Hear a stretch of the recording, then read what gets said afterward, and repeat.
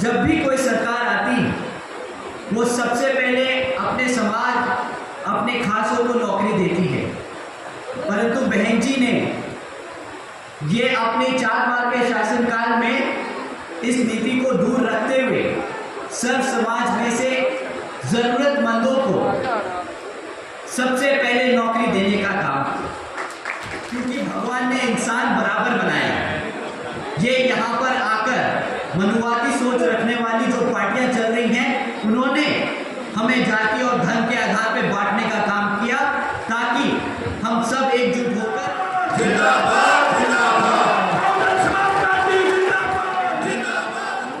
ना यहाँ पर 24 घंटे बिजली की व्यवस्था तय की गई, ना यहाँ पर रोजगार के अवसर दिए गए, और ना यहाँ जाति और धर्म के नाम पर जो दंगे हो रहे हैं उनको रोकने का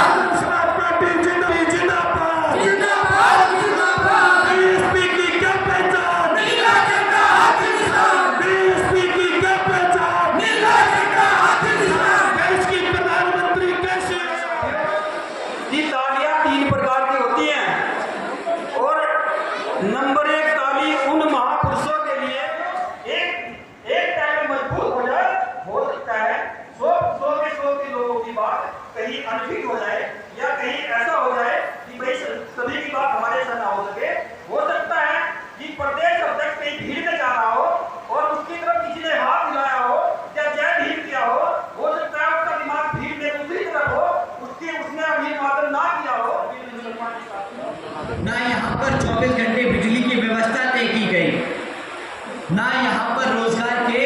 अवसर दिए गए और ना यहाँ जाति और धर्म के नाम पर जो दंगे हो रहे हैं उनको रोकने का काम किया गया। साथियों, अभी कुछ ही समय पहले की बात है, नूह में मुसलमान और हिंदू के बीच में दंगा कराया गया। क्या यहाँ मेरे बैठे साथी बता सकते हैं कि क्या कोई धर्म किसी दूसरे धर्म या जाति के खिलाफ उत्पीड़न करने की सलाह देता है? हाथ उठा के आप बताएं, अगर नहीं देता तो मना करके हाथ बताएं। तो आपको क्या लगता है कि जो भारत, जहां पर इतने हजारों धर्म, इतने लाखों जातियां हैं, वहां पे भाईचारे की तौर पर एकजुट होकर आगे बढ़ने का काम नहीं किया जा सकता? आप बताएं, क्या हम मिलजुल कर रह नहीं सकते? क्या हमारे मुसलमान भाई चाहते हैं कि हमारे हिंदुओं की माताओं के बच्चों को नुकसान पहुंचे, दुख पहुंचे? और क्या हमारे हिंदू धर्म के माताएं हैं, क्या वो चाहेंगे हमारे मुसलमान के भाइयों के बच्चों को तकलीफ पहुंचे? हाथ उठा के एक बार बताएं, क्या आप ये चाहेंगे? साथियों, जितना दर्द आपके बच्चे को होता है, चाहे आप जाट हैं, गुर्जर हैं, चमार हैं, ब्राह्मण हैं, पंडित हैं, उतना ही दर्द एक दूसरे धर्म के बच्चे को भी होगा, क्योंकि भगवान ने इंसान बराबर बनाया। ये यहाँ पर आकर मनुवादी सोच रखने वाली जो पार्टियां चल रही हैं, उन्होंने हमें जाति और धर्म के आधार पर बांटने का काम किया, ताकि हम सब एकजुट होकर आगे ना बढ़ सके।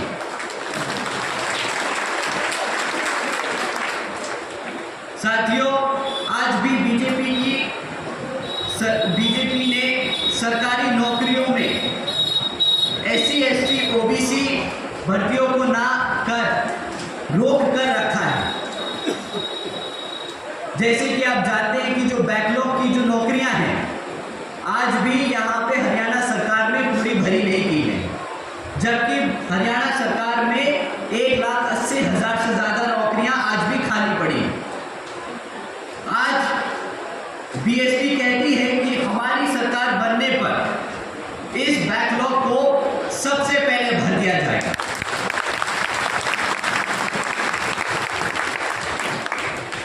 साथियों, आज भी बीजेपी JJP ने एजुकेशन पॉलिसी लागू नहीं करी। कई बारी कमेटी बनाई, कई बारी उस पर चर्चा की, कई बार रिपोर्ट जमा कराई, बट आज तक पॉलिसी लागू नहीं करी। आज BSP कहती है कि जिस तरह पिछड़े बुंदेलखंड क्षेत्र में बाबा साहब doctor Bhimrao Ambedkar medical college और झांसी में मान्यवर Shri Kashiram para medical training college की स्थापना की गई थी, उसी तरह यहाँ पर भी हमारे बच्चों को एजुकेशन में आगे बढ़ने के लिए मेडिकल कॉलेजेस और ट्रेनिंग इंस्टीट्यूट की स्थापना की जाएगी। आज भी जो आशा वर्कर लंबे समय से अपनी मांगों के लिए धरने पर बैठे हुए हैं, जिनको इस बीजेपी JJP सरकार ने नजरअंदाज कर रखा है, तो आज BSP कहती है कि हरियाणा में सरकार बनने पर हमारे आशा वर्कर्स को की समस्या का उचित समाधान किया जाएगा। साथियों, अगर बीजेपी JJP का यह हाल है तो कांग्रेस कुछ कम नहीं। कांग्रेस आपको गुमराह करती है ये बोलकर कि BSP बीजेपी की B टीम है, बट साथियों हकीकत ये है कि वो इसलिए ये बोलती है क्योंकि उसके पास खुद इतने सालों में सरकार में रहने के बाद भी कुछ काम बताने को नहीं है कि उसने आपके लिए क्या काम किया। इतने सालों से वो सत्ता में आसीन रहे, परंतु आज भी यहाँ के हमारे SC, ST, OBC और पिछड़े समाज के लिए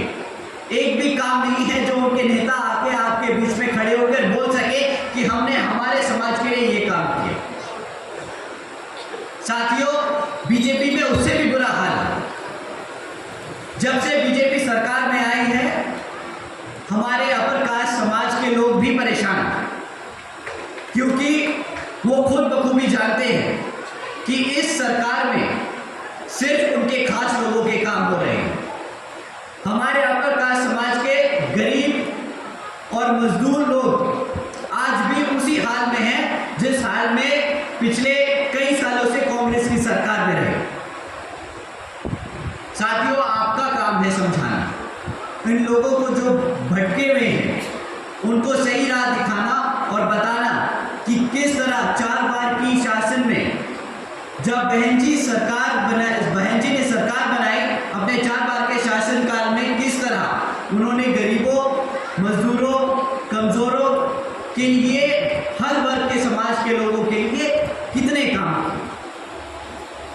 साथियों, इन दोनों की सरकार में सिर्फ इन्होंने कुछ ही खास लोगों की तरक्की होते हुए देखी। आज सब समाज में इनकी विफलताओं को अगर हम गिनाने बैठें तो समय कम पड़ जाएगा। आज हम बहन जी की सरकार में 4 बार के शासनकाल में जो काम हुए वो आपके सामने रखना चाहते हैं। आज जब बहन जी की सरकार को याद करते हैं लोग, तो उन्हें याद आता है वो समय जब बहन जी ने सावित्रीबाई फुले बालिका शिक्षा योजना के तहत 7 लाख से ज़्यादा बच्चियों को 12वीं तक की शिक्षा प्राप्त करने हेतु 600 करोड़ से ज़्यादा लागत इन बच्चियों को अपने पैरों पर खड़ा कर एक उज्जवल भविष्य देने के लिए खर्च। उन्हें याद आता है वो समय जब बहन जी ने देश में पहली बार सरकारी कॉलेजेस में स्टूडेंट हॉस्टल्स के अन्य पिछड़े वर्गों के छात्रों के लिए 27% आरक्षण की व्यवस्था तय की। साथियों, उन्हें याद आता है वो समय जब बहन जी ने महामाया गरीब बालिका आशीर्वाद योजना के तहत 3,25,000 बच्चियों को 1 लाख रुपए देने का काम किया। आपको जानकर हैरानी होगी साथियों कि इस योजना के तहत बहन जी ने 3,250 करोड़ रुपए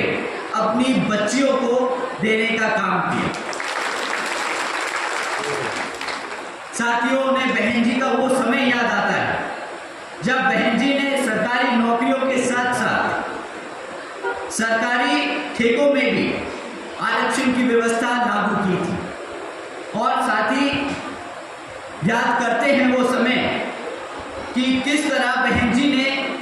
सरकारी नौकरियों की भर्ती पर लगी रोक को हटाकर बहुजन समाज के साथ साथ सर समाज के सभी जरूरतमंद लोगों को नौकरियां देने का काम किया। साथियों, हमारे लोग याद करते हैं वो समय जब बहन जी ने प्रदेश के व्यावसायिक टेक्निकल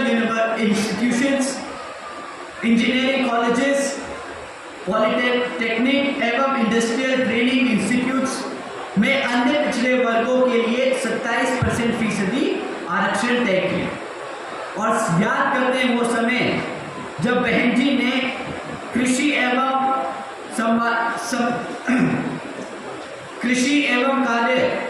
कृषि कार्य जिनमें मिनिमम वेजेस 55 रुपये हुआ करती थी, उसे बढ़ाकर 100 रुपये प्रतिदिन का काम करने का काम किया। और अन्य पिछड़े वर्गों के लोगों के लिए क्रीमी लेयर की जो आय थी, वार्षिक आय थी, जो 3 लाख रुपए हुआ करती थी, उसे बढ़ाकर 5 लाख रुपए कर दी गई, ताकि उन सबको बीपीएल का फायदा मिल सके। साथ ही साथ बहन जी ने गन्ना खरीदी के दाम दुगने कर दिए गए थे। आदरणीय बहन जी ने अपने शासनकाल में 90,000 से ज़्यादा अधिक शिक्षकों को सरकारी नौकरी दी, 1 लाख से अधिक सफाई कर्मचारियों को भर्ती किया और 2 लाख से अधिक जवानों को पुलिस फोर्स में भर्ती किया, ताकि हमारे लोगों को अपना प्रदेश छोड़कर अपनों से दूर रहने की जरूरत ना पड़े अपना पेट पालने की। साथियों, जब भी कोई सरकार आती वो सबसे पहले अपने समाज, अपने खासों को नौकरी देती है, परंतु बहन जी ने ये अपने 4 बार के शासनकाल में इस नीति को दूर रखते हुए सर्व समाज में से जरूरतमंदों को सबसे पहले नौकरी देने का काम किया। तो साथियों, हमें बाबा साहब के दिखाए रास्तों पर चलकर, मान्यवर साहब के बताए तरीकों का इस्तेमाल कर और अपनी बहन जी के बेबाक अंदाज को अपने दिल और दिमाग से अपनाना होगा, ताकि हम आने वाले लोकसभा और विधानसभा आम चुनाव में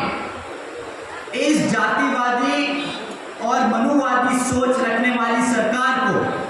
मुंह तोड़ जवाब दे सके और अपने हाथी को चंडीगढ़ में भेजकर यहां हरियाणा में अपनी सरकार स्थापित कर सके। साथियों, अंत में यहाँ सभी मौजूद हमारी माताएं बहनें जो आज अपने घर का कामकाज छोड़कर यहाँ हमें अपना कीमती समय देकर हमारी बातों को सुनने आए, तो आप सभी का मैं तहे दिल से दोबारा से धन्यवाद करता हूँ। हमारे सभी बड़े बुजुर्ग साथी लोग जो आज यहाँ कैडर मीटिंग में शामिल हुए, आप सभी का भी मैं तहे दिल से धन्यवाद करता हूँ। साथ ही साथ हमारे युवा साथियों, आप यहाँ से निकलकर जाकर अपने दोस्तों में ये बात बताएं कि किस तरह बहन जी ने अपने 4 बार के शासनकाल में युवा साथियों को काम दिया, नौकरी दी और उनको आगे बढ़कर अपने पैरों पर खड़े होने का साहस और मौका दिया। उसी तरह उन्हें जोड़े और आने वाली आगे की कैडर मीटिंग में उन सब को लेकर आए, ताकि आपके साथ साथ उनको भी हम पार्टी के कैडरों में, कमेटियों में उनका स्वागत करें, उन्हें जिम्मेदारी दें और आगे मूवमेंट और मिशन को आगे बढ़ाने का काम करें। तो साथियों, आप सभी से इतने पेशेंटली आप लोग हम सबको सुनते रहे, उसके लिए मैं आप सभी का तहे दिल से